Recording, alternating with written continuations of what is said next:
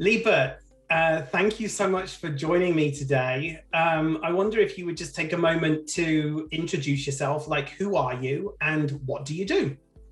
Yeah, thank you for having me. I'm Llibert. I'm a marketing professional with 17 plus years of experience in the area. And currently I'm the SVP of Marketing for Udemy, an online education company. And basically my role is really a, a mix of marketing and revenue growth, right? So eventually I'm responsible for the revenue growth of the consumer side of the company. I love the way that you said for Udemy, a tech learning company. I'm like, isn't it the tech learning company? I don't know, like. Fair point. It is the leading online learning company in the world. Thank you, Daniel. So you and I have been working together for 2 years. And wow, I don't, right.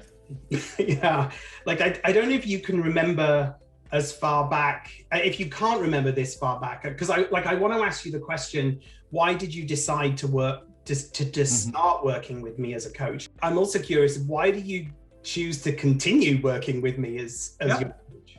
No, I remember perfectly the chain of events that led me to work with you, right? And 2 years back, I had been for a little over a year in my role at Udemy, right?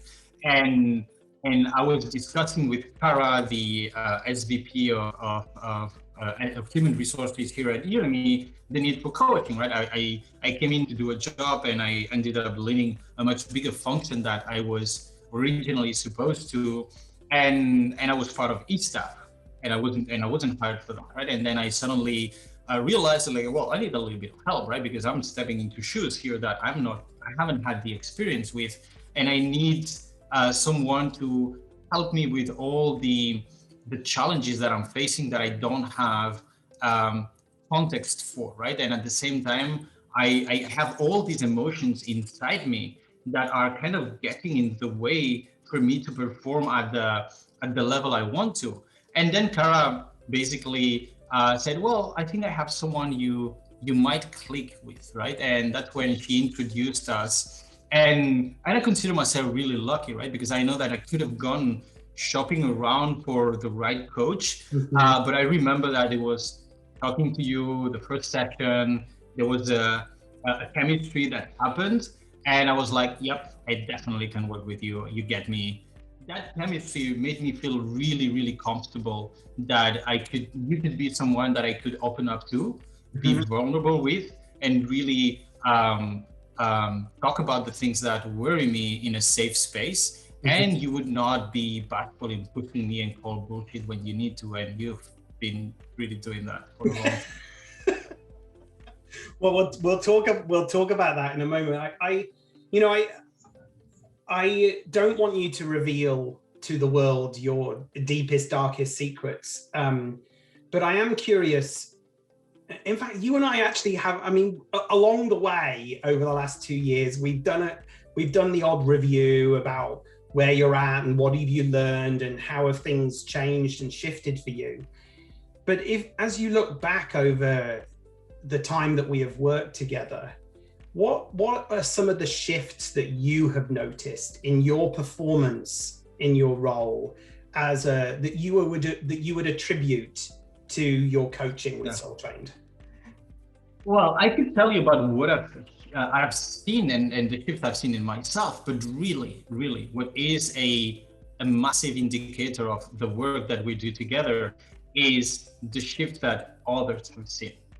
And I keep hearing my team, my peers, and people that I interact with, it's like, wow, we've seen your progression and how you've evolved as a leader, how you came in and you were like ultra detailed, pushy, very much like into the weeds, bringing everyone energy, and how you've evolved as a leader, where you listen more, where you're more of a multiplier of ideas and energy, and it's really that change, right? And what this relationship has done is giving me perspective and awareness of who I am as a person and as a leader, right? And giving me the tools to react and get out of my own way.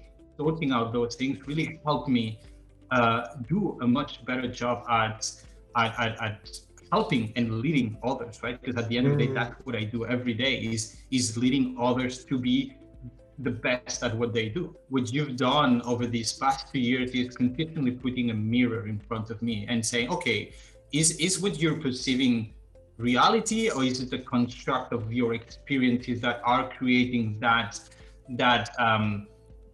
vision that you have in front of you? And what if we start peeling it a little bit and understand what has painted that picture, and then we start to realize that, okay, the reality might be otherwise that you're perceiving, right? And if so, how do you deal with it? And I think it's been really, really powerful, and something that in every occasion now, every interaction I have, it's like, okay, there's almost that trigger that goes off. It's like, am I perceiving this, or is this the reality, right? And it's almost like that constant check that keeps happening now, and it's building more as a automated process, right? Or a flag that is like, okay, so I'm really upset right now. Is it me or is it you, right? Yeah, on that note of like holding up the mirror, Soul Train's coaching process is underpinned by two core beliefs. One of them is shift happens through hard human kindness. And the other one is that leadership is a behavior, not a title. And I wonder, I don't think I've ever directly shared those two principles with you, but I'm wondering if you've ever felt those principles come to life in our work together. 100%. When it comes to human kindness, right? Back to what you were the holding the mirror. One of the most powerful things that I've gotten from this partnership is every time that I get upset, or that I think someone's being an, or sorry, can I say that? You did. So I did. So all right, okay. I get upset. Every time that I think that I get upset because someone is not being truthful or kind, right?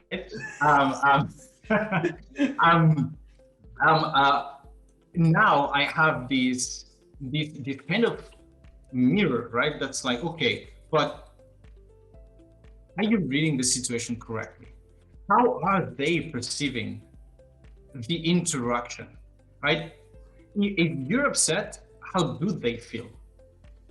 How put yourself in their shoes, and how they're receiving your interaction, right? And that part of human kindness, right? That effort of like empathizing with your antagonist and really thinking about how can I understand how that person feels and how he or she is perceiving my interaction, allows me to then think about, okay, how did I affect, and how can I, because at the end of the day, I cannot do anything about how other people feel, but I can do everything about how I interact with those people, so I don't magnify those feelings, right? And really control the narrative by understanding and being kind and empathetic towards them. So 100%, those two values come really, really strong to our work.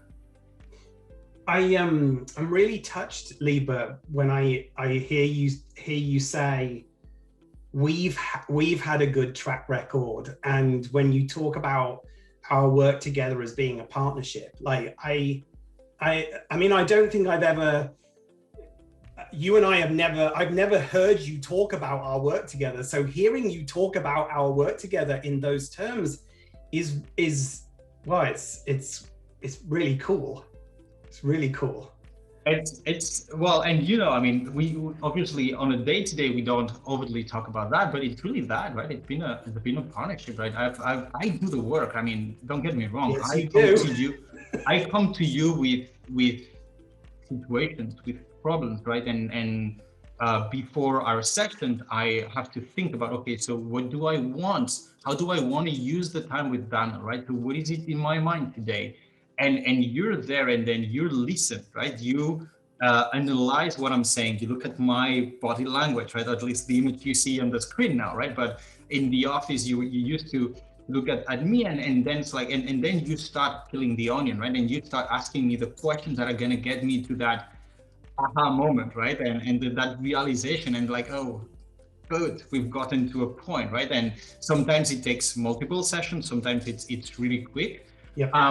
But again, that's what I mean by a partnership, right? It's because there's you have a role, I have my role, and through common work, it's really happening, right? And today, what I can see is like the problems we're talking about are very, very different than the ones that we were dealing way back 2 years ago, right? And that evolution is that partnership, right? We've almost grown together in our understanding of each other, right? And you know which buttons to push, and I know how to react to you pushing the button, right? And yeah. Well, Llibert, I mean, last question I want to ask you, and you know, if there are other leaders listening in, watching in, and are considering coaching as an option for their development, do you have any advice or thoughts that you'd like to share with them as they're making their decision? Let's do it, please. Do it. Do it for yourself. Do it for your teams. Do it for your company. Clearly, I mean, there's no way I would have gotten to where I am today without the help and the insight, right? It's hard. It's really hard work, right? And it's sometimes it's gut wrenching. And you've seen me. Not everyone has, but you've seen me cry, right? And I don't like that, right? And it's hard work, but it helps. It really. And there's no way you can do that on your own. If you think that I can do it myself, I have enough introspective, I don't think that's true, right? I'm a very independent guy. I don't really rely on a lot of people, but I know for a fact that this you cannot get on your own, right? It needs to be guided. It needs to be done with, again, empathy and kindness, and creating that safe space, and really, because you've been pushing me really hard, right, to explore areas of my past and areas of my behavior that I didn't see, blind spots, or I didn't want to go to because of whatever reasons, right? Fears or emotions and so on. And really having that, it has been super helpful. So again, do it. If you're considering, totally worth it. It's really important. And your teams, yourself will thank you for that. It doesn't escape me, Llibert, that you're wearing an Iron Man sweater, and you're talking about I'm independent, and I'm gonna, and then you talk about your vulnerability through coaching. And how many Ironmans have you competed in? About 10, 11, yeah. Okay, yeah. So you're not a stranger to hard work. No. It's just a different kind of hard work. It's different, but it's very similar, right? At the end of the day, it's like it's the everyday grind. It's the commitment. It's the same, right? So you need to deliver results through work, right? And you need to do it every day, one day at a time. And you need to understand what your goal is and do that. Same thing with training. You need to wake up every day, go running, do your routine until you get to the race. And when you do the race, then rinse and repeat. And the same thing with coaching, right? You need to show up every time. You need to do the work. You need to learn the lessons, right? And you need to listen, and then you need to keep going, right? And just going step by step. So it's, I mean, that's how I live life. It's basically play hard and go hard, right? I mean, I don't know what else to say, but that's kind of the Yeah. Well, Llibert, our time's come to an end. I am very grateful for you sparing it. We're recording this on a Friday afternoon. And I'm certain it is at the end of a very, very long week for you. And so I appreciate spending Friday afternoon with you. I guess I'll see you Monday. I think it's Monday. Yeah, that's okay. Right. All right. All right. Hey, thank you for having me. And again, I'm super appreciative of this partnership. And again, if anyone's considering you as a coach, I couldn't recommend you more.